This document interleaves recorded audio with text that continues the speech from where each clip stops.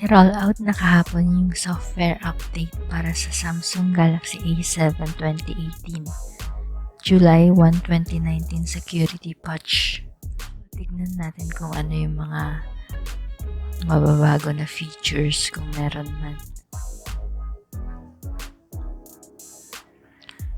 Kung hindi nyo pa na-download yung update o hindi nyo na-receive yung notice, pwede kayong pumunta sa settings, tapos software update, download and install.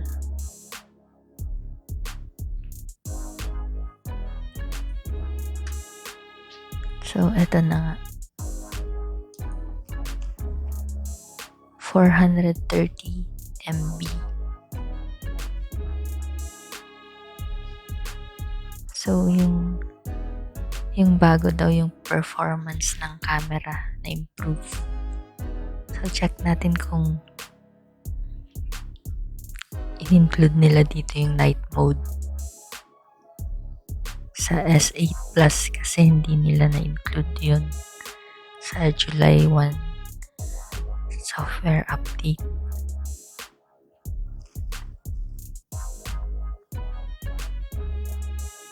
So, check muna natin yung camera settings bago yung update, bago ma-install yung bago. So, eto siya.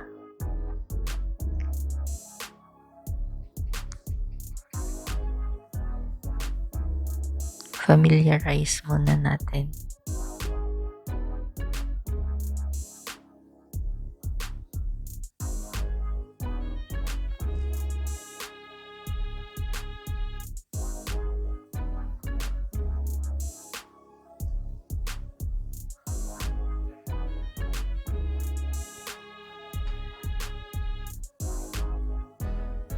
So, sa camera modes,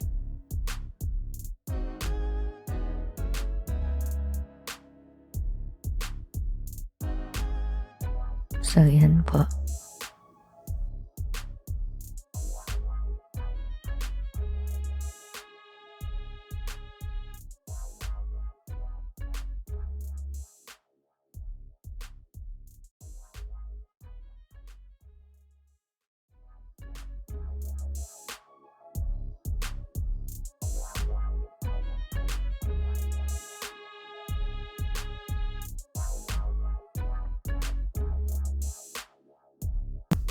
Tignan natin para ma-compare natin after ng update kung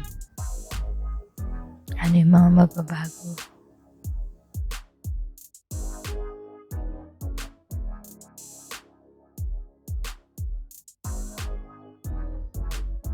So, ito, antayin muna natin. Okay, installing na.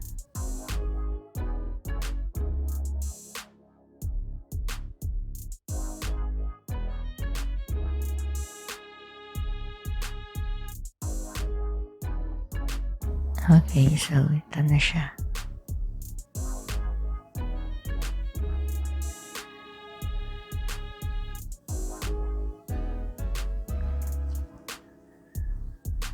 Check ulit natin yung camera.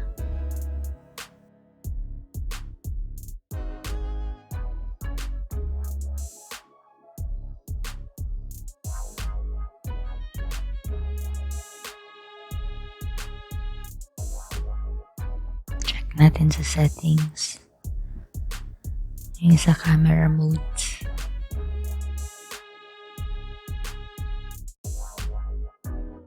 Yan, walang bagong features.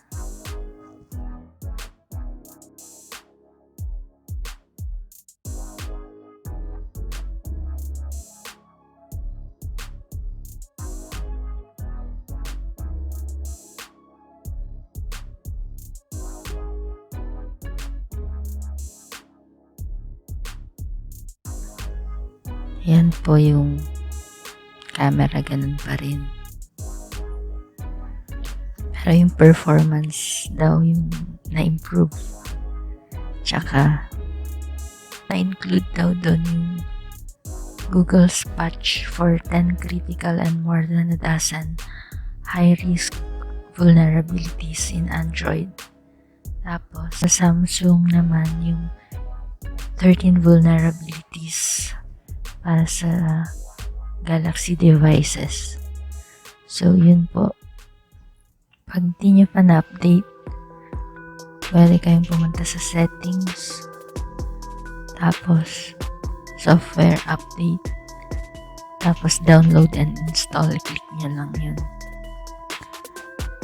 Tapos, update na. Install. Okay, so yun lang po.